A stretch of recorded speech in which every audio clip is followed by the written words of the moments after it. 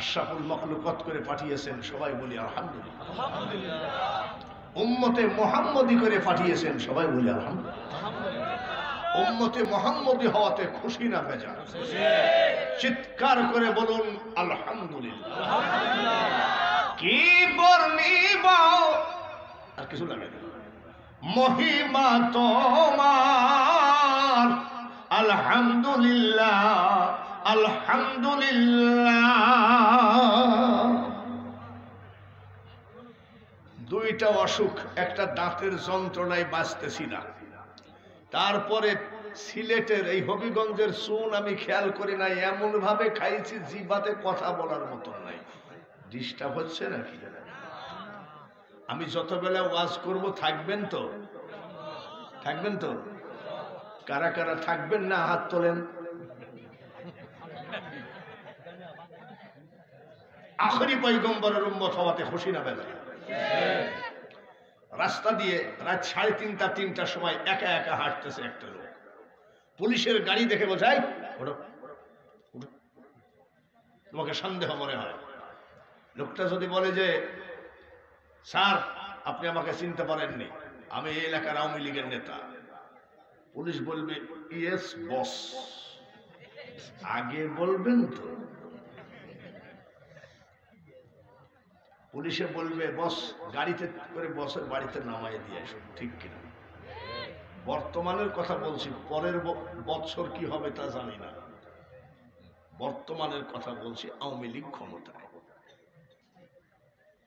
আওয়ামী লীগের নেতা হলে যেমন পুলিশে ধরার ভয় নাই, আখিরি পয়গম্বরের খাঁটি উম্মত হয়ে যদি কবরে যাওয়া যায়, কবর হাসর মিজান পুলসিরাতে ধরা পড়ার ভয় না। আমরা সেই উম্মতে মুহাম্মদী। চিৎকার করে বলুন আলহামদুলিল্লাহ। কি ব্যাপার, ঘুমায়ে গেছেন নাকি? চিৎকার করে বলুন আলহামদুলিল্লাহ। আমরা উম্মতে মুহাম্মদী হয়ে খুশি না বেজার? আমাদের দেশে একদল মুসলমান আছে যারা এখন মনে হচ্ছে তাদের ভাষাতে তারা অন্য নবীর উম্মত হওয়াই ভালো ছিল। তারা বলছে নবীও যা আমিও তা। হয়তোবা আপনাদের দেশে এই ভূত এখনো আসে নাই, আসেনি? আপনাদের দেশে কর বলছে মুহাম্মদ যা আমিও তা। আমি পাগল ভাইরা আমার, বন্ধুরা, পর্দার আড়ালে মা বোনেরা, ৭৭ বছর বয়স, ৪২ বছর ওয়াজের বয়স, গলায় কোনো অসুবিধা আছে নাকি? নবীর পক্ষের গলা, ওলি আল্লাহদের পক্ষের গলা। কত বক্তা দেখলাম খারিজির গোষ্ঠী, আমার কাছে সেটা টান মাইরে দেখো। লন্ডনে যাচ্ছি, ফ্লাইটের পাশের ফ্লাইটের এক লোক বলছে চাচা কই যাবেন? আমি বলছি লন্ডনে ওয়াজ আছে। ওই বেয়াদব ছেলে বলছে চাচা যাইয়েন না। কেন? বলে আপনাকে অ্যারেস্ট করবে। তখন ফ্লাইটে আকাশ পথে, আমি কি চুরি করতে যাচ্ছি নাকি, আমাকে অ্যারেস্ট করবে কেন? ওই ছেলে বলতেছে চাচা যাইয়েন না, আপনার চেহারার ভিতরে লাদেনের মিল আছে। আমি এখন ফ্লাইট থেকে লাভ দিব নাকি? আমাকে বলছে চাচা হিথ্রো এয়ারপোর্ট বড় কঠিন এয়ারপোর্ট। ফ্লাইট থেকে যখন নামলাম, ইমিগ্রেশনে পাসপোর্ট জমা দিলাম, এক লোক তেল পড়া মুখে মাখতেছে। তেল পড়া ওরা কি ভাই? বলে এক কবিরাজের কাছ থেকে আমি তেল পড়া নিছি, আমার পাসপোর্টে একটু ঝামেলা আছে, তেল পড়া মাখলে ইমিগ্রেশন অফিস আমাকে ঠেকাবে না। আর একজন দেখি ও তো তেল পড়া মাখতেছে, আর একজন দেখি তসবিহ জপারও তো একটা আইন আছে নাকি? আল্লাহর শব্দের উপরে ছোট শব্দ আবার কি, তাও তো একটু ধৈর্য। তবে ভাই আপনি কোন দোয়া পড়েন? বলে হুজুরের কাছ থেকে দোয়া শিখিয়ে আসছি, আমাকে ইমিগ্রেশন পাসপোর্ট আটকাবে না। আমি সবার তেল পড়া আছে, সবার দোয়া আছে, আমার কি আছে? পাসপোর্ট যখন জমা দিলাম আমি বলতেছি আমার গৌসে পাকের চরণ ধুলা যে করেছে শিরে ধার, কোটি কোটি শত্রু দলে কি করিতে পারে তা। আমার মুর্শিদ ধনের চরণ ধুলা যে করেছে শিরে ধার, কোটি কোটি শত্রু দলে কি করিতে পারে তা। দেওয়ার সাথে সাথে আমার দিকে মুস্কি হাসি সিল মেরে দিয়ে বলছে ওকে। আর যে লোক আমাকে বারবার বলতেছিল অ্যারেস্ট করবে, হিথ্রো এয়ারপোর্টের বাইরে গাড়ি আসতে, ইজলিংটন থেকে আমার জন্য গাড়ি যাবে, গাড়ি আসতে লেট আছে, ওই লোকটাকে 4 ঘন্টা অ্যারেস্ট করে রেখেছে। ধরো চরণ ছেড়ো না, দয়াল মুর্শিদ কাউরে ফেলে দিবে না। হবে ওয়াজ শুরু ইনশাআল্লাহ। আপনাদের কিসে আশেকানে কি আউলিয়া, আশেকানে আউলিয়া, আশেকানে রাসূল সাল্লাল্লাহু আলাইহি ওয়াসাল্লাম। আজকে আশেকানে রাসূলের কিছু কথা বলবো, আশেকানে আউলিয়াদের কিছু কথা বলবো। রাজি আছেন? আমি চার দোকানে দাঁড়ায়, পানের দোকানে বলছে একটা পান বানাও, পানের দোকানদার পান বানাচ্ছে, এমন সময় একটা যুবক ছেলে হাফ প্যান্টও না ফুল প্যান্টও না, কি প্যান্ট, 3 কোয়ার্টার, কি প্যান্ট, ওর পাশার উপরে 13টা পকেট, তারপরে দাড়িও নাই মুছও নাই। দেখি এই জায়গাতে অনেকে দাড়ি রাখে মুছ রাখে না, অনেকে মুছ রাখে দাড়ি রাখে না, ওর দাড়িও নাই মুছও নাই। এই যে এই জায়গাটায় 50টা মতন চুল রাখছে। আব্বা হাইশো না, শোনো, আমি দাঁড়ায় আছি, আসসালামু আলাইকুম ওয়া রাহমাতুল্লাহ। সৌদি আরব থাকিস না, সালামের ভাবই। আমি দাড়ি কোন জায়গায় কাটিছিস? কুষ্টিয়ার ভিআইপি সেলুনে। লাফিত কি কানা না টেরা? বলছে না, সব ভালো আছে তো। বলে আয়নাতে যাই দেখকে একটু বাইদি আছে, যা। বলে হুজুর আপনারা মোল্লা মানুষ বুঝবেন না, এখন বর্তমানে এটা চলতেছে। বর্তমানে হুজুর আপনার সাথে একটু প্রাইভেট আলোচনা আছে। কি আলোচনা বলো? বলে একটু প্রাইভেট। প্রাইভেট আলোচনা কি? তুমি একটা হাদিস জিজ্ঞাসা করবা, দলিল জিজ্ঞাসা করবা, এই তো। বলছে না, বলো। চারিদিকে তাকে আর কয়, হুজুর কিছু মনে করেন না, আমি একটা মেয়েকে 7 মাস ভালোবাসি। এমন কি লজ্জা শরম কিছু নাই, প্রেম করে, তাও আমার মতন লোককে এসে বলে, লজ্জা আছে না? আমরাও এক সময় যুবক ছিলাম না? আমাদের টাইমে যুবকের হাতে বিড়ি সিগারেট থাকলে হাজি সাহেব আসছে ফেলাই দাও, চেয়ারম্যান আসছে ফেলাই দাও, পীর সাহেব আসছে ফেলাই দাও, ইমাম সাহেব আসছে ফেলাই দাও, মুয়াজ্জিন আসতেছে ফেলাই দাও। আর এখনকার কিছু বেয়াদব যুবক কয়, হুজুর কিছু মনে করবেন না, পকেটে কি মেস আছে। ঠিক জামানা এরকম না? আমি কি বললি? বলে একটা মেয়েকে 7 মাস ভালোবাসলো। আমি তোর যদি লজ্জা না থাকে তা আমি লজ্জা করে লাভ কি? আমি তারপরে কি হলো আব্বা, যেই পাম বুঝেন তো, পাম দিছে, কত টাকা ফ্ল্যাক্সি লোড দিয়েছি। আমি কত হবে? হুজুর 12,000 তো হবে। আমি হাত বোঝাই, আব্বা আর কি দিয়েছ? হুজুর আরেকটা 6,000 টাকা দামের নোকিয়া মোবাইল দিয়েছি। 12 আর 6 কত? জোরে কোন কত? 18। আমি আব্বা আর কি দিয়েছ? বলে হুজুর নতুন প্লেট দিয়ে ওই মহিলার নাম লিখিছি। আমি কি পীড়িত করিস যে চামড়া কেটে ফেলিস? আমি পাম দিচ্ছি। আমি তারপরে কি হল? কান্দিতেছে। কান্দিস কে? চিন্তা নাই, হাসিরা পান দিচ্ছে, কান্দিস। বলে হুজুর ঈদের দিন দুপুর বেলায় লালন শাহর মাজারে গিয়ে দেখি বাংলাদেশ সরকার যে ফুল গাছ লাগাইছে, ওই ফুল গাছের মধ্যে ওই মহিলা আমার ফ্ল্যাক্সি লোড আর আমার মোবাইল নিয়ে আর একজনের গলা জড়ায় ধরে পীড়িত করে। কত গেছে? জোরে কোন? আর কি গেছে? গার চামড়া গেছে। আমাদের দেশে কয় আমও গেল, এদেশে কয়নি? সুবহানাল্লাহ, তাই তো মিলই আছে। আমও গেল। 14ই ফেব্রুয়ারি কি দিবস? আমি দেখি লালন শাহ ব্রিজের উপরে এক যুবক এরকম করে এক মোবাইল, এই মোবাইল না, এইরকম না, দেখাবো নাকি? দেখাবো? হাসতেছে, কয় যে চুপচাপ দাঁড়াই আছি। 14ই ফেব্রুয়ারি কি দিবস? ফোন করতেছে, আমি চাপ পাশে দাঁড়াই আছি। দুঃখ দিয়ে সুখ যদি পরে বন্ধু,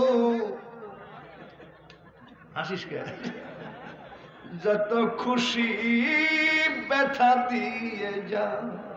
আমি জীবনে ব্যথাই পাবি, জীবনে শান্তি পাবি। আবার কি কয় রাত্রে গোয়াল ঘরের মধ্যে মার সাথে রাগ করে শুয়ে কয়, বলতে পারো তুমি বন্ধু আমি ভুলি নাই, মরণকালে একবার তোমায়, তোমার দেখা যেন পায় আমার সোনা বন্ধু। এইসব ভুয়া পীড়িত করো না। আশিকে রাসূল সাল্লাল্লাহু আলাইহি সাল্লামের পীড়িত হবে। কুল কুনতুম তুহিব্বুনাল্লাহ ফাত্তাবিউনি ইউহিব্বুকুমুল্লাহ ওয়া ইয়াগফির লাকুম যুনুবাকুম ওয়াল্লাহু গফুরুর রহিম। বাংলা ওয়াজ শোনো। মানুষ বানাইছে আল্লাহ প্রেমের কারণে, প্রেমের ডুরি বান্ধ নবীজির সনে। ওসব প্রেম করে কোনো লাভ নেই। মন যদি দিতে হয় কাকে? নবীকে দিও। উম্মতের কষ্ট যাতনা নবী সইতে পারে না, ওই নবীজির মহাব্বতে মিলাদ পড়িও। মন যদি দিতে হয় কাকে? কাকে? নবীকে দিও। আশিকে রাসূল ওয়াহাবি খারিজির কথা এখানে তুলে লাভ নাই। ওরা নাপাক, ওরা একবারে ফার্স্ট ক্লাস নাপাক। ওই নাপাক জাতের কথা এই জায়গায় তুলে লাভ নাই। তার কারণ এটা আহলে সুন্নাত ওয়াল জামাতের মহাসম্মেলন।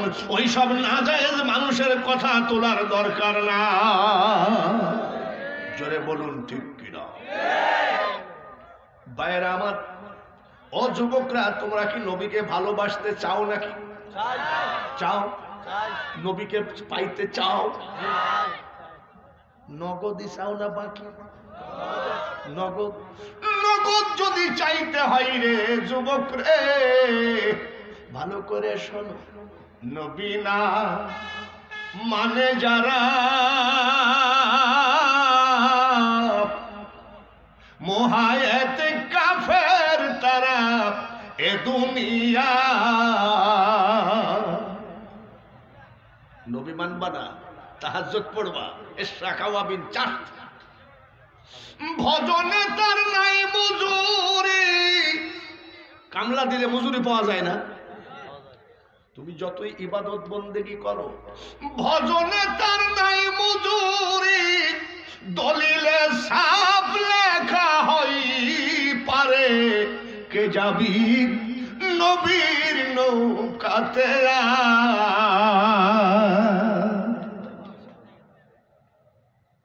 খুব আস্তে ধীরে, অসুস্থ হলে হবে কি? দাঁত ভাঙ্গিয়ে চুরি যায় আসে না। আশেকে রসুল। আমি বলেছি তোমরা কি রসুলকে চাও? বলে চাই। নগদ চাও না বাকি চাও? হযরতে হুযায়ফা রাদিয়াল্লাহু তাআলা আনহু নবীজির সাহাবী, ইয়ামিন শহরে সফরে গেছে। এক যুবক নামাজ আদায় করতেছে। সালাম ফিরানোর পরে হযরতে হুযায়ফা রাদিয়াল্লাহু তাআলা আনহু জিজ্ঞাসা করে, এই নামাজ কত বছর ধরে পড়েন? বলে আমি 40 বছর ধরে এই নামাজ পড়ি। এইবার হযরতে হুযায়ফা রাদিয়াল্লাহু তাআলা আনহু বলেন, ভাইজান এইভাবে নামাজ পড়লে, মন গড়া নামাজ পড়লে হবে না। আমার নবীজি যেইভাবে নামাজ পড়তে বলেছে সেইভাবে নামাজ না পড়লে একদিনের নামাজও আল্লাহর আরশে মুআল্লায় পৌঁছবে না। ভাইরা আমার, এই হুযায়ফা মদিনার একটা গলির ভিতরে মাত্র বিয়ে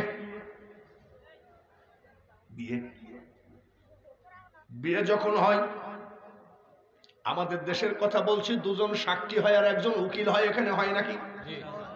এই উকিল সাক্ষী যায় মেয়ের কাছে, অমুকের ছেলের সাথে এত টাকা দেন মোহরে তোমার বিবাহ কবুল, বিবাহর আয়োজন করা হয়েছে, তুমি কি কবুল? মেয়েটা কবুল করলে তারপরে জামাইকে বলে ইয়েস, উনি কবুল করেছে, আপনি কি কবুল? কয়বার কবুল বলা লাগে আপনাদের দেশে? দুবার নাকি? আরে কত সালে বিয়ে করেছে মনে আছে? 3 বার কবুল করা লাগে। কবুল কবুল কবুল, মুনাজাত শেষ করে।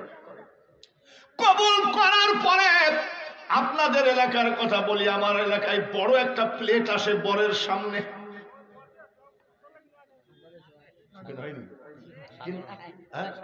সাগরানা নাম তো সব একই, আমাদের দেশেও তো সাগরানা। আমি এই দেশে আসি না খালি ভয়তে যে কোন কথা বলবো বুঝে কিনা। সেদিন এক লোক ওয়াজ করতেছে, আর রসুল খর দেওয়া বোকা তোর ঘরে যেতে লাগবে, আমি কিছুই দেবো। চিটাগাঙ্গে গেছিলাম, আহারে সুদি আরবি ভাষায় কোরআন নাজেল হয়েছে, আমি 30 পারা কোরআন মুখস্থ করেছি। যদি চিটাগাঙ্গি ভাষায় নাজেল হতো 72 বছর বয়সে আধ পারা হতো। কেমন ভাষা, ঠিক কিনা? ভাইরা আমার, এইবার হুযায়ফা সামনে কি আসবে? সাগরানা প্লেট। কবুল হয়ে গেল। আশেকে রসুল এত সহজ কথা নয়, আমরা বলি ঠিকই, আশেকে রসুল কিভাবে হয়? কেবল কবুল হয়ে গেল, একজন এসে হুযায়ফার হাতের মধ্যে একটা চিঠি দিয়ে গেল। চিঠি পড়তেছেন, চিঠি দিয়েছেন আমার আপনার প্রাণের প্রিয় নবী মুহাম্মাদুর রাসূলুল্লাহ সাল্লাল্লাহু। চিঠি দিচ্ছেন, হুযায়ফা আমি আখেরি পয়গম্বর বলছি, তুমি যেখানে যে অবস্থায় থাকো পত্র পাওয়া মাত্র আমার সাথে দেখা করো। আর কি কিছু করা যাবে নাকি? বাথরুমে যাওয়া যাবে নাকি? একটু ঘুমায় নেওয়া যাবে নাকি? সঙ্গে সঙ্গে চিঠি দাও, চুমা দিলেন, বুকে লাগালেন, চোখে লাগালেন। এটা হলো সুন্নি আহলে সুন্নাত ওয়াল জামাতের আকীদা। পড়লে সঙ্গে সঙ্গে ঘোড়া দাবড়ায় চলে গেলেন। সাগরানা দেখেই নাই, এক গ্লাস পানিও খাই নাই। মসজিদের ভিতরে নবীজি বসে আছেন। আসসালাতু ওয়াসসালামু আলাইকা ইয়া রাসূলুল্লাহ। বলে হুযায়ফা কেমন আছো? আলহামদুলিল্লাহ।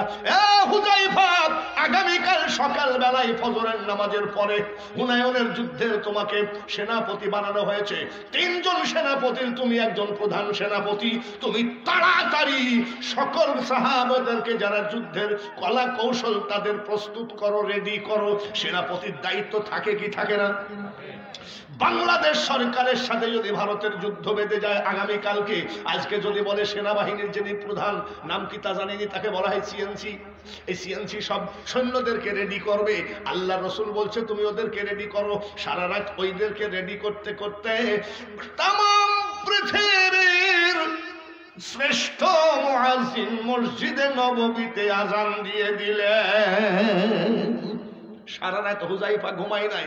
কোথায় গেল সাগরানা? কোথায় গেল সাগরানা প্লেট? কোথায় গেল বাসর ঘর? কোথায় গেল স্ত্রী? সবকিছু ভুলে গেছে। নবীজির কথা মোতাবেক সবাইকে তৈরি করতেছে। এমন সময় আযান দিল হযরত বিলাল। আল্লাহু আকবার, আল্লাহু আকবার। ফার্স্ট ক্লাস মুয়াজ্জিন। আল্লাহু আকবার, আল্লাহু আকবার।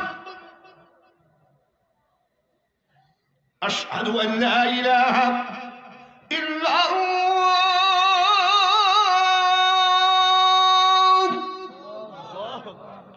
আশহাদু আন লা ইলাহা ইল্লাল্লাহ।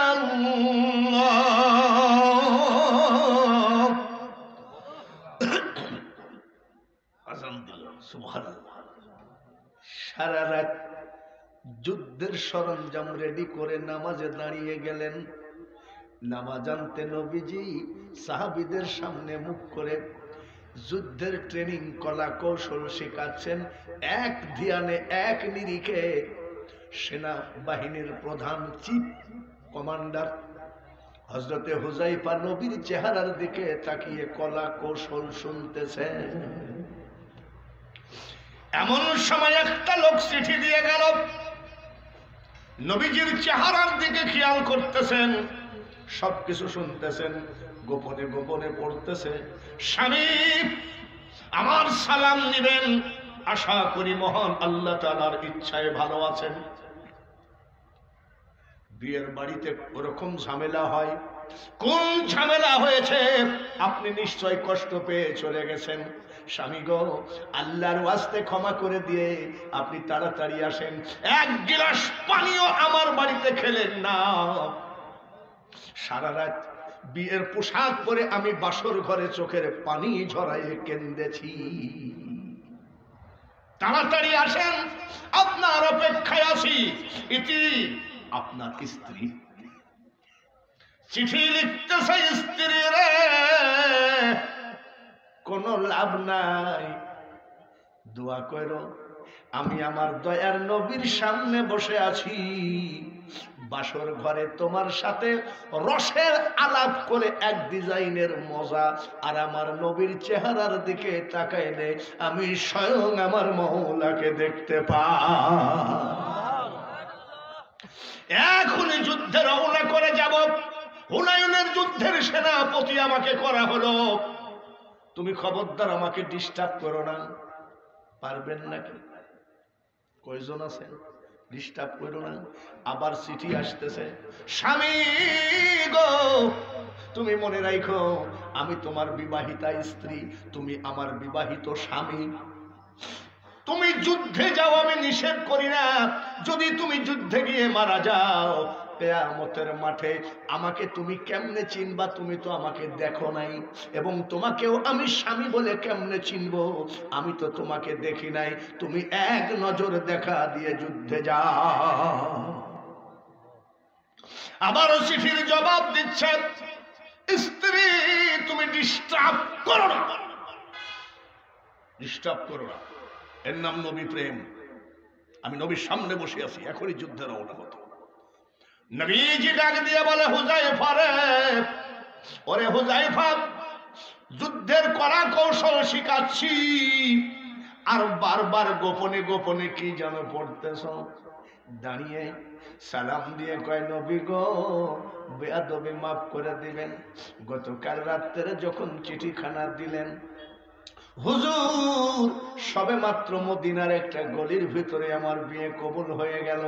আপনার চিঠি পাওয়া মাত্র হুজুর খোদার কসম আমি এক গ্লাস পানি পর্যন্ত আমার শ্বশুর বাড়ির টাচ করি নাই। স্ত্রী আমাকে দেখে নাই, আমি স্ত্রীকে দেখি নাই। স্বামী গো, হুজুর গো, ওই মাত্র চিঠি পাওয়ার সাথে সাথে আমি চলে এসেছি। আমার স্ত্রী বারবার একটু দেখা করার জন্য বলতেছে। ওই দিন নবীর চোখ দিয়ে পানি ঝরে বলেছিলেন, সাহাবীরা রে, তোমার প্রেমের কাছে আমি আখিরি পয়গম্বর বড় ঋণী। দেখে নবীর মুজিজা ভাগ্যবতী মা খদিজা, জীবন যৌবন করিলেন অর্পণ।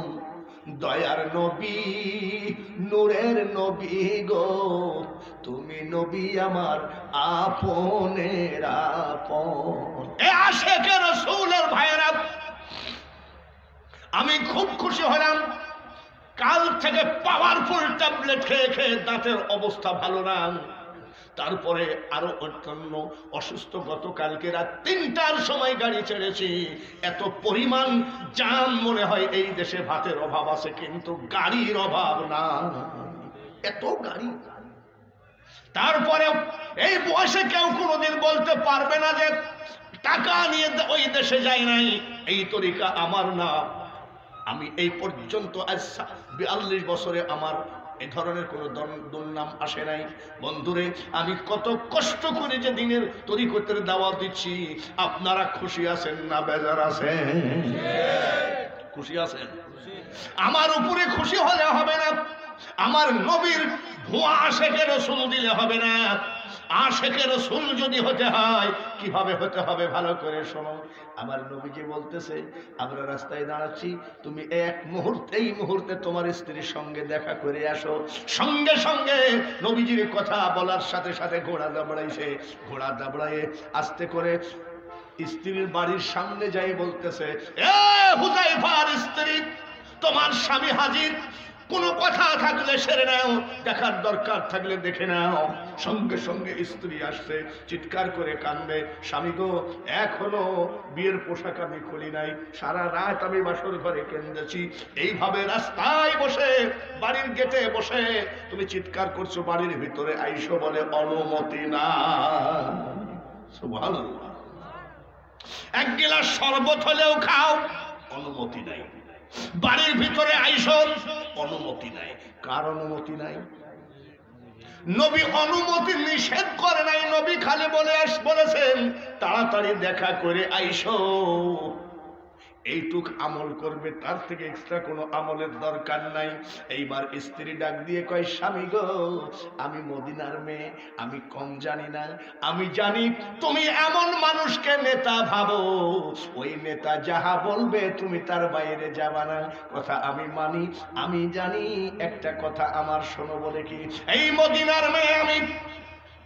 সাহাবীরা যখন যুদ্ধের পোশাক পরে ফেলে, যদি একবার হাত তুলে বলে আল্লাহুম্মা আমিন, সঙ্গে সঙ্গে আল্লাহ কবুল করে নাই। যুদ্ধের পোশাক পরা অবস্থায় তুমি আছো, একটা কথা শোনো, বাড়ির ভিতরে যাইও না, শরবত এক গিলাস খাওয়া দরকার নাই, আমার সাথে তোমার বাসর ঘরেরও দরকার নাই। তবে আমি যা বলবো তুমি একটা কথা রাখবা নাকি? বলে কি কথা? বলে আমি মাওলার দরবারে হাত তুলে মুনাজাত করব, তোমার জবান দিয়ে একবার আমিন বলবা। বলো। বলে চেষ্টা করবো। একবার আমিন বলতে পারবা না? বলে চেষ্টা করবো। যুদ্ধের পোশাক পরা অবস্থায় তুমি একবার আমিন বললে আল্লাহ তাআলা কবুল করে নেবেন। বলে না, তুমি বলো। মুনাজাত করতেছে, মাবুদ গো, আমার স্বামীকে আমি হুনায়নের যুদ্ধে পাঠালাম, তুমি আমার বুক খালি করো না, আমাকে বিধবা বানাইও না, আমার স্বামীকে তুমি দুনিয়া থেকে নিয়ে যাইও না, আমার মুখের দিকে তাকায়ে তুমি আমার স্বামীর হায়াত বাড়িয়ে দিও। এইভাবে কাঁদতেছে। একবারও স্বামী হুযায়ফা রাদিয়াল্লাহু তাআলা আনহু একবারও আমিন বলে না। একবারও আমিন বলে নাই। মাবুদ, আমার বুক খালি করো না, মাবুদ, আমাকে বিধবা বানাইও না। একবার আমিন বললে কবুল হয়ে যায়। যেহেতু যুদ্ধের পোশাক পরা আছে, একবার আমিন বলে নাই। স্ত্রী কাঁদতে কাঁদতে মুনাজাত শেষ করে বলছে, স্বামী গো, আপনার জবান দিয়ে তো একবারও আপনি আমিন বললেন না।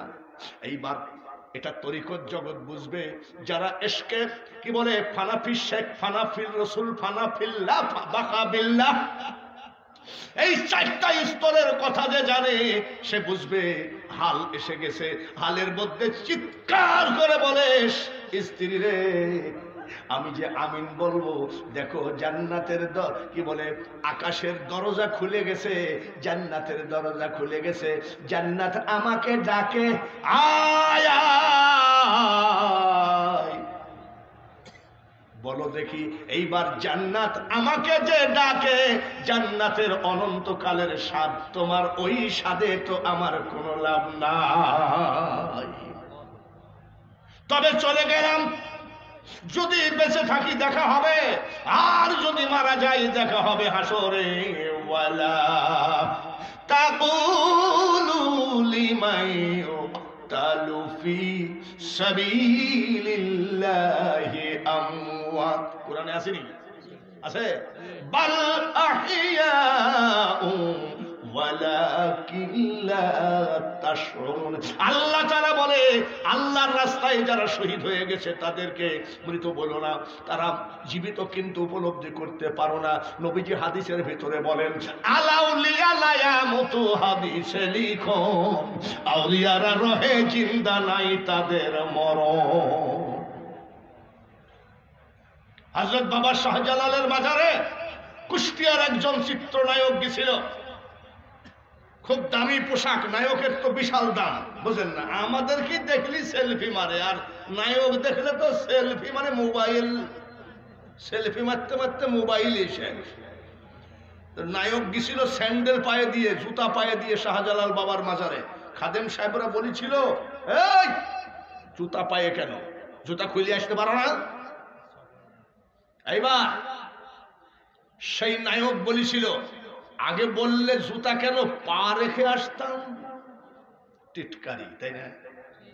মনে রাখো, ওলি আল্লাহদের চুম্বুকে ধরা পড়ে গেছে।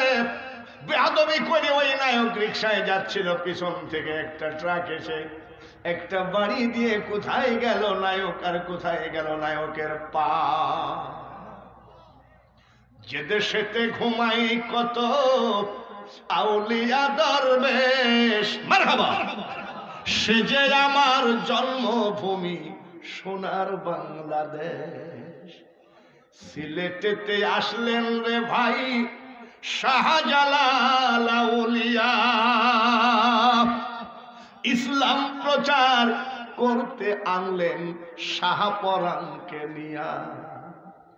কত জাতি হলো মুসলিম শুইনা উপদেশ, সে যে আমার জন্মভূমি সোনার বাংলাদেশ। এখানে একজন মাইজ ভান্ডারী ভাই আছেন, মোহাম্মদ চাউমিয়া মাইজ ভান্ডারী, শাহ ইলিয়াস আলী। এখানে মাইজ ভান্ডারী একজন সভাপতি মন্ডলের ভিতরে আছে, উনি আছেন এখানে। আরে বাপরে, জেলা চট্টগ্রাম রে বারাউলিয়ার স্থান। এই জেলাতে আছে কত আউলিয়া মস্তান রে বারাউলিয়ার স্থান। বলি কোন জায়গা? যেরকম চট্টগ্রামের ফটিকছড়ি, গৌসুল আজম মাঝ ভান্ডারি, হযরত কেবলা কাবা, হযরত কেবলা কাবা গোলাম রহমান রে বারাউলিয়ার স্থান। আমি কোন সিলসিলাকে, কোন তরিকাকে খাটো মনে করি না। গৌসুল আজম মাইজ ভান্ডারির কথা পড়ে। আপনারা অলি পছন্দ করেন কি করেন না? আমাদের অলি দরকার আছে কি নাই? আতিউল্লাহ আল্লাহ, আতিউর রসুল, রসুল উলিল আমর। উলিল আমর মানে এই যে ধর্মীয় নেতা খাজা গরিব নওয়াজ গৌসে পাক, এদেরকে বলা হয়েছে। আর এখন উলিল আমর দাবি করতেছে সুদখোর মোল্লা, বাটপার মোল্লা। আপনারা কি অলি চান কি চান না? কয়েকদিন আগে এক মোল্লা কয়, মাজার গুলো ভেঙ্গা দাও, গুড়িয়ে দাও। এখন তার মাজার হার গুড়িয়ে দিচ্ছে, ঠিক কিনা? আর জোরে বলেন ঠিক কিনা?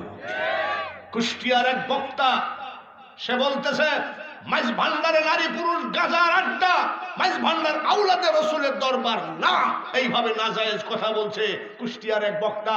আর আবুল আহাব বলছে উনিও আওলাদে রসুল। সেই কুষ্টিয়ার সেই বক্তা আমাকে বলছে বাঙালি হুজুর কিছু জানে না। আমি যখন বক্তা হয়েছি তোর মার বিয়েই হয়নি। ওলি আল্লাহর বিরোধিতা করে আজকে তারা আরামে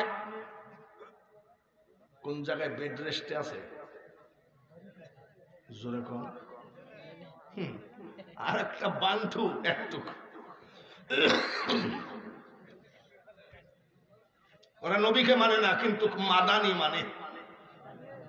ওরা কি দিয়েছে? মাদানি, কাসেমি, কাসেম নাম টুপি, বুঝতে পেরেছেন? আশরাফ আলী থানবী, আশরাফ আলী।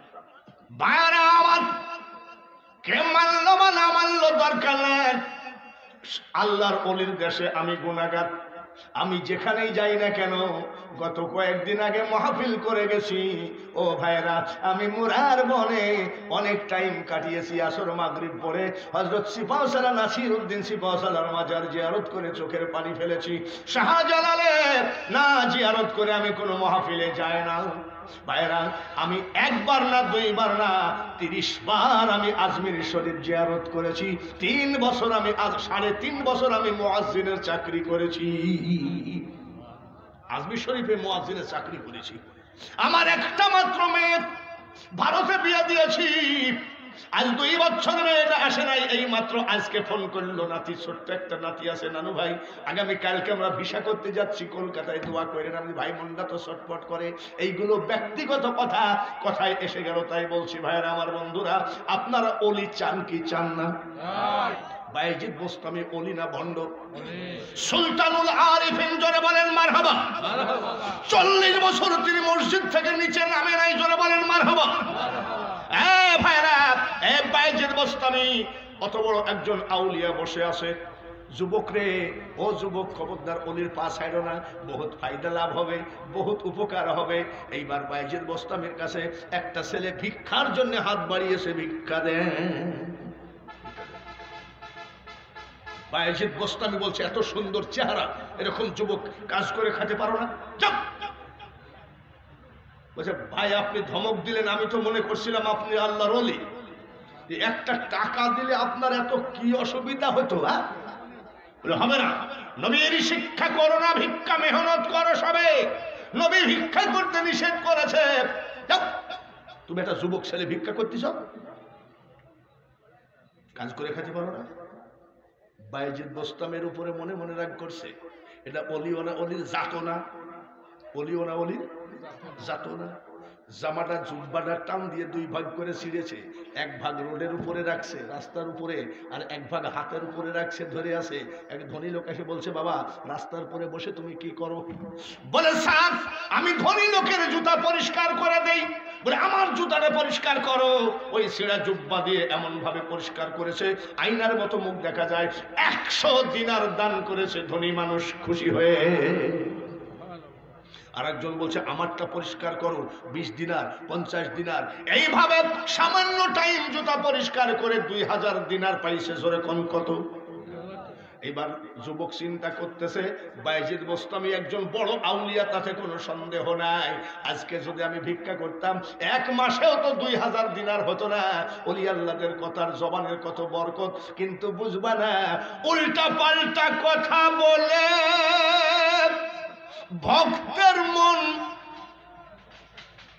ভক্তের মন উল্টাইয়া দেয়। খাঁটি পীরের লক্ষণ চিনা বড় দায়। উনি একটু ধমক দিলে হবে কি? ওনার কথাই বরকত আছে। আমি 2000 টাকা পাইলাম, 2000 দিনার পাইলাম। এইবার ওই টাকা দিয়ে সুতা কিনেছে, আঠা কিনেছে, তারপরে সুই কিনেছে, চামড়া কিনেছে, জুতা বানানো শুরু করলো।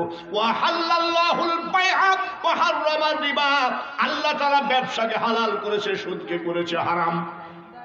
উনি এইবার জুতা বানাইয়ে নিজের জুতা ফেরি করে বিক্রি করতে লাগলো। ও যুবক ভাইরা, তোমরা ব্যবসা করবা, এই ব্যবসায় বরকত দেওয়ার মালিককে?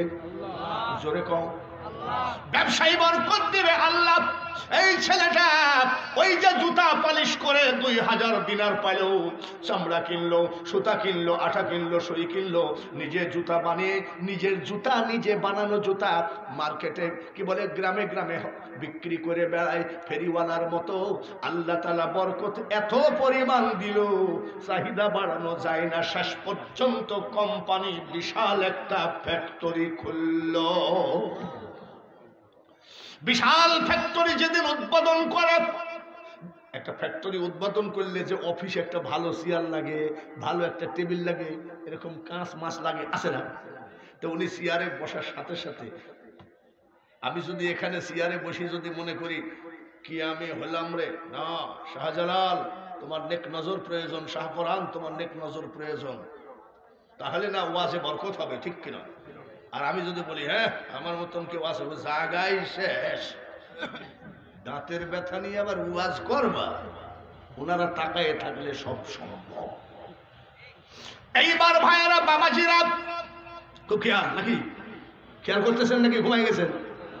চেতন আছেন না ঘুম? বায়েজিদ বোস্তামি ওই ছেলেটা যেদিন অফিস উদ্বোধনী করলো, ছেলেটা বলছে আমি তো ভিক্ষা করে খেতাম। বায়েজিদ বোস্তামি যদি ওই দিন আমাকে ধমক না দিত তাহলে আমি কোটি টাকার মুখ দেখতাম না। আমি এক কাজ করব, বায়েজিদ বোস্তামিকে নিয়ে এসে এই ফ্যাক্টরিতে একটু মোনাজাত করাবো। আস্তে করে গেছে বায়েজিদ বোস্তামির কাছে। বায়েজিদ বোস্তামিকে যাই বলছে আসসালামু আলাইকুম হুজুর, ভালো আছেন? বলছে আলহামদুলিল্লাহ। আবার কি আবার আইসিস কেন?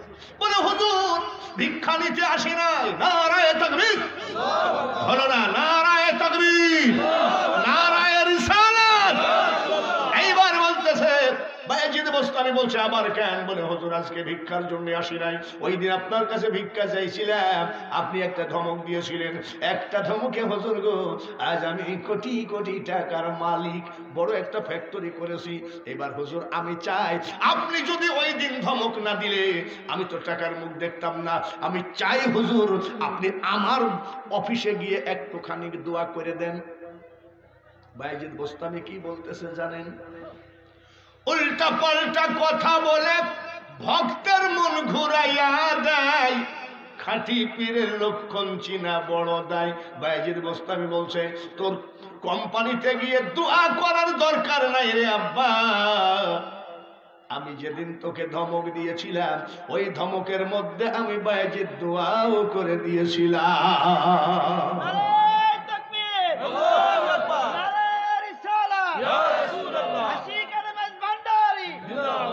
মাঝভান্ডারীর মুরিদান আছেন, ফুলতলির মুরিদান আছেন, জৌনপুরে মুরিদান আছেন, ফুরফুরার মুরিদান আছেন।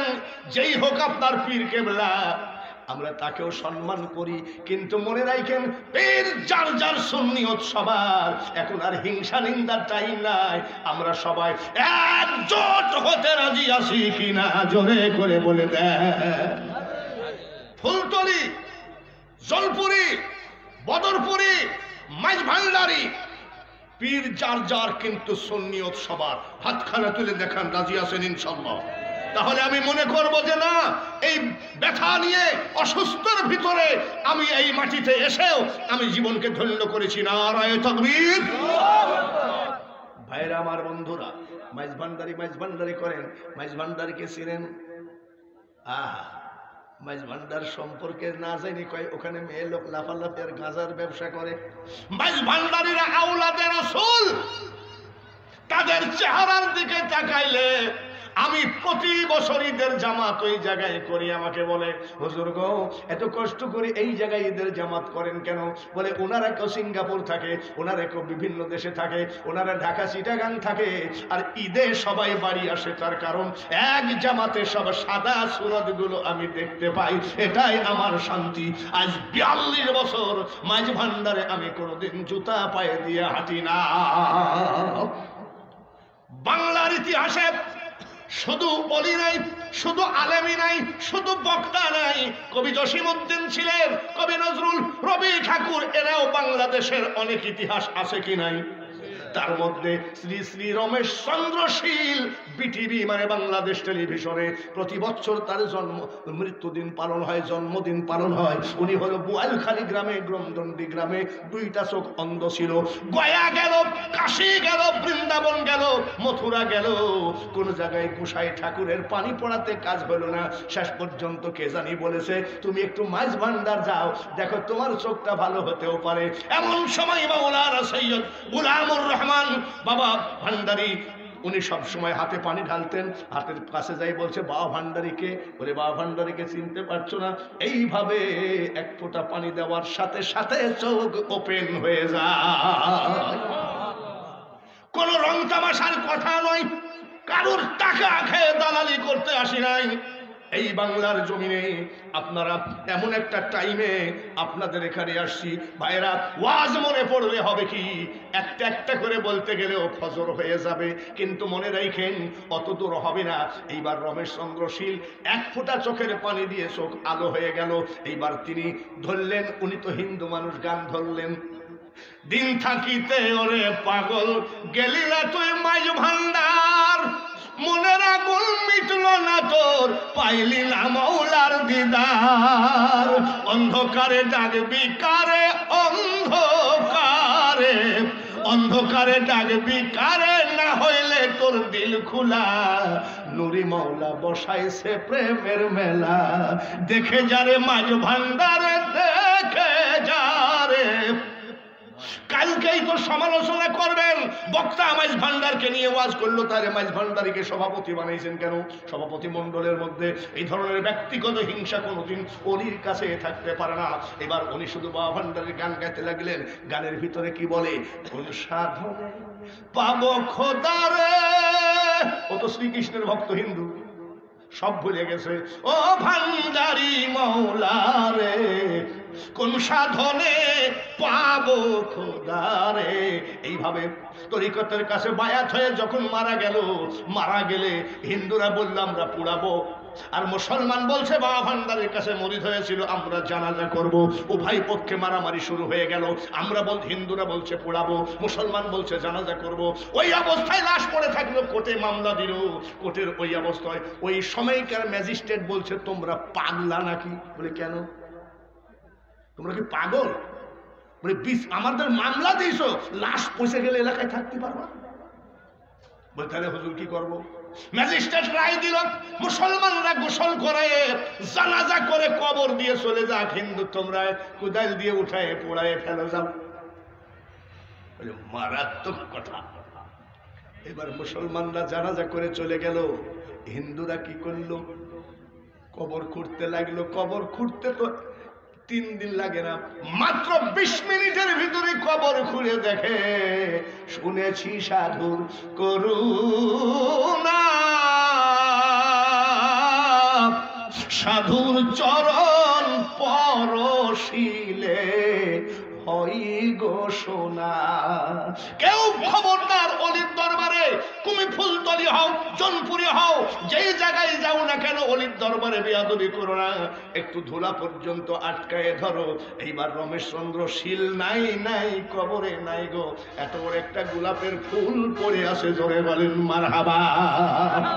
জালালউদ্দিন রুমি রহমতুল্লাহ আলাইহি বলেন, এক জামানা সাহাবাতে বা আউলিয়া, সামান্যতম আউলিয়ার কাছে থাকা 1000 বছরের বেরিয়া ইবাদতের থেকে অতি উত্তম।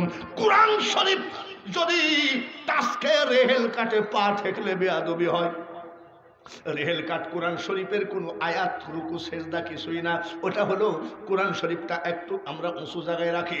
কোরআন শরীফের সাথে থেকে, কোরআন শরীফের সাথে থেকে টাস খেয়ে যদি রেহেল কাট পবিত্র হয়ে যায়, আল্লাহর ওলির কাছে টাস খেয়ে সেও আল্লাহর ওলি হয়ে যেতে পারে কি পারে না? পারে, পারে। কেবল ওয়াজ শুরু হচ্ছে, আপনাদের কাছে আমি দোয়া করি, এ তো কেবল শুরু হলো, একটা একটা করে ওয়াজ করব। রাজি আছেন নাকি? রাজি যদি থাকেন একটা লোক শুধু বলবেন হুজুর আমরা ওয়াজ শুনবো ইনশাআল্লাহ, আমি রাজি আছি। একটা লোক যদি বলেন আগামী বছর এই মাহফিলের মাইক ভাড়াটা আমি দিয়ে দিব, আল্লাহর কাছে দোয়া করি তার জীবনে ভাতে কাপড়ের অভাব হবে না। একটা লোক শুধু হাত তুলে বলবেন এই ফাঁকে, তারপরে আমি একটু ওয়াজ শুরু করে দিচ্ছি। বন্ধুরে, মঈনুদ্দিন নাম ধরিলাম, আজমিরে আসল করিলাম, আশেকের মনে আগুন জ্বালাইলাম, বুঝবি না রে পাগলের দল, বুঝবি না। একজন মাইজ ভান্ডার গেছে, আর একজন মারছে একটা ধাক্কা, মোল্লা টাইপের লোক, তরিকা মানে না, পীর মানে না, আর সে বলতেছে ভালো মন্দ যাহা কিছু পরোয়া আমি করি না, ভান্ডারের প্রেমে আমি দেওয়ানা। হাই গো, ভান্ডারের প্রেমে আমি দেওয়ানা। বলে গেছে সরার কাজী আমরা নাকি বেনামাজি, বেনামাজি মারা গেলে জানাজা তো করবে না, তোরা বলে বেহেশত পাবি, আমরা পাবো মাওলানা। তাই তো রাবিয়া বসরি এক হাতে আগুন আর এক হাতে পানি, বলে আপনি কোথায় যান? বলে আগুন দিয়ে জান্নাত পুড়াইয়া দিব। আর পানি দিয়ে জাহান্নাম নিভাইয়ে দেব বলে কেন? মানুষ আল্লাহর খুশির জন্য আল্লাহর ভয়ে নামাজ পড়ে না, মানুষ নামাজ পড়ে শুধু জান্নাতের লোভে আর জান্নাতের ভয়ে। তুমি কি কোনোদিন খেয়াল করে দেখেছো কার জন্য তুমি কি করো? একটা কথা, আপনি এত মোল্লারা আমাদের বিরুদ্ধে ফতোয়া দেয়, আমাকে বলে ভণ্ড, আপনাকে বলে ভণ্ড, মাইজ ভান্ডারীকে বলে ভণ্ড, চিশতিয়াকে বলে ভণ্ড, খাজা বাবাকে বলে ভণ্ড। এ ভণ্ড মোল্লা, আমরা ভণ্ড নয়। তুমি একটা জিনিস আমাকে বলে দিতে পারো, নামের সহিত রূপ ধ্যানেরা খিয়া জপ, বলতে পারো এটার অর্থ? বেনিশানায় জপলে পরে দেখবি কোন রূপকে আল্লাহ। মাইজ ভান্ডারে একটা গান আছে,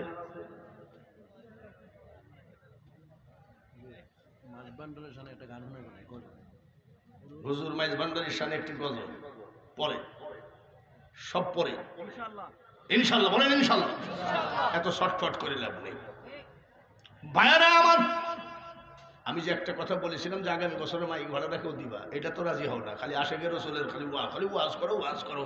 একটা লোক তোমাদের দেশে, আমরা কুষ্টিয়ার থেকে শুনি হবিগঞ্জে টাকার গাদি, দ্বিতীয় লন্ডন, হ্যান ত্যান, তো মাইক ভাড়াটা দেওয়া যায় না কিছু। হুজুর ইনশাল্লাহ আপনি এই বয়সে আসছেন, এত ব্যথা যন্ত্রণা নিয়ে আপনার হাত দিয়ে 9 বার এই হাত কাবা জিয়ারত করেছি, আর 30 বার আমি আজমির শরীফ জিয়ারত করেছি। সুবহানাল্লাহ।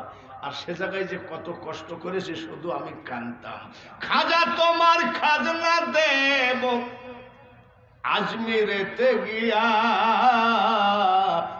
তুমি যদি দয়া করে নাও গো তরায়া।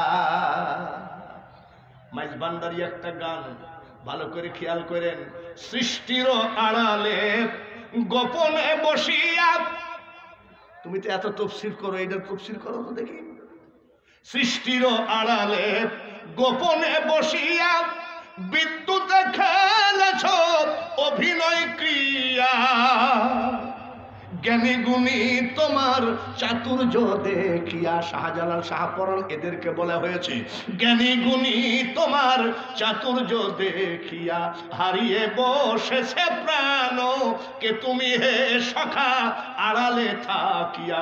এই অর্থ তুমি পারবা না মোল্লা, তার কারণ তুমি এই সম্পর্কে রিসার্চ করা নাই। এই সম্পর্কে যদি রিসার্চ করতে হয়, এই গানটাকে ভাঙতে গেলে নাহানু আকরাবু ইলাইহি মিন হাবলিল ওয়ারিদ, তোমার শাহরাগের থেকেও আমি আল্লাহ অতি নিকটে। এইখান থেকে তোমাকে আস্তে আস্তে রিসার্চ করে যেতে হবে। তুমি যা জানো না তা ফতোয়া দেও কে? বাইরে আমার এইবার আসেন গোলাম রহমান বা ভান্ডারী, যিনি দুনিয়ায় আসলে, আচ্ছা আপনাদের দেশে পুরুষ লোক জন্ম হলে, ছেলে জন্ম হলে আজান দেয় না? জোরে বলেন দেয় না? যখন গোলাম রহমান বাবা ভান্ডারী জন্মগ্রহণ করলেন, তখন আজান দিচ্ছে আশহাদু আন্না মুহাম্মাদার রাসূলুল্লাহ,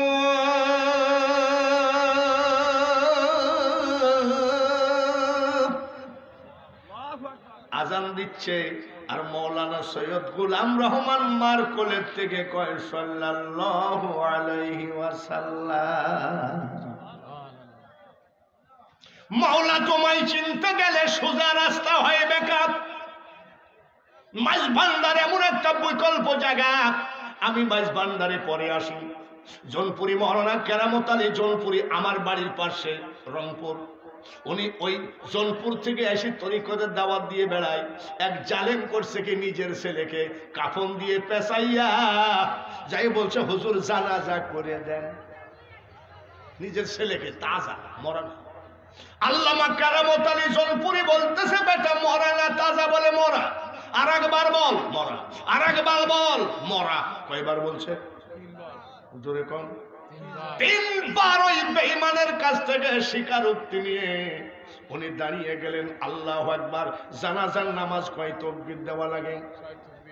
হয়তো 4 তাকবীর, আল্লাহু আকবার করে মাওলানা কেরামত আলী রহমতুল্লাহ আলাইহি 5 তাকবীর দিয়েছে। এইবার ওই বেয়াদব বলছে, হুজুর তাড়াতাড়ি এই সব ভণ্ডামি ছেড়ে দিয়ে বাংলাদেশ ছেড়ে চলে যান, রংপুরের মাটি ছেড়ে চলে যান। বলে কেন, কি হয়েছে বলো তো? বলে আপনি একে তো ভণ্ড, তার কারণ ছেলে আমার তাজা ছেলে তো মরা না, তারপরে আপনি জানাজার নামাজ জানেন না, জানাজা 5 তাকবীরে পড়েছেন, যার জন্য আপনি একটা ভণ্ড। মাওলানা কেরামত আলী জনপুরি বলতেছে, বেটা রে আমি ভণ্ড নয় রে, 3 বার তোর কাছ থেকে স্বীকারোক্তি নিয়েছি। কয়বার? তুই নিজের ছেলেকে মরা বলেছিস, তাই নিজের তাজা ছেলেকে যে বাবা মরা বলতে পারে, আমি প্রথম 1 তাকবীর দিয়ে তোর ছেলেকে মেরে ফেলেছি, ওই মরা ছেলের 4 তাকবীরে জানাজা আদায় করেছি। এত সস্তা কথা, এটা ওলিদের দেশ। জোরে বলেন ঠিক কিনা? ফুরফুরার মুজাদ্দিদে জামান আবু বকর সিদ্দিক রহমাতুল্লাহ আলাইহি নোয়াপাড়া স্টেশনে, নারায়ে তাকবীর, নোয়াপাড়া স্টেশনে উনি আসরের নামাজ আদায় করছেন। বলছে ট্রেনের ড্রাইভারটাকে বলে একটু দাঁড়াইতে। খাদেম যাই বলছে আমার হুজুর খুলনায় যাবে, একটু দাঁড়ায় যান।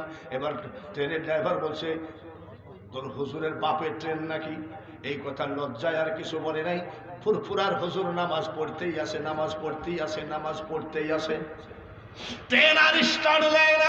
ইঞ্জিনিয়ার দেখে, সমস্ত লোক গিয়ে ওই জায়গার রেলওয়ে ইঞ্জিনিয়ার দেখে সব ইঞ্জিন সব ফাইনাল আছে, কিন্তু ইঞ্জিন স্টার্ট দেয় না।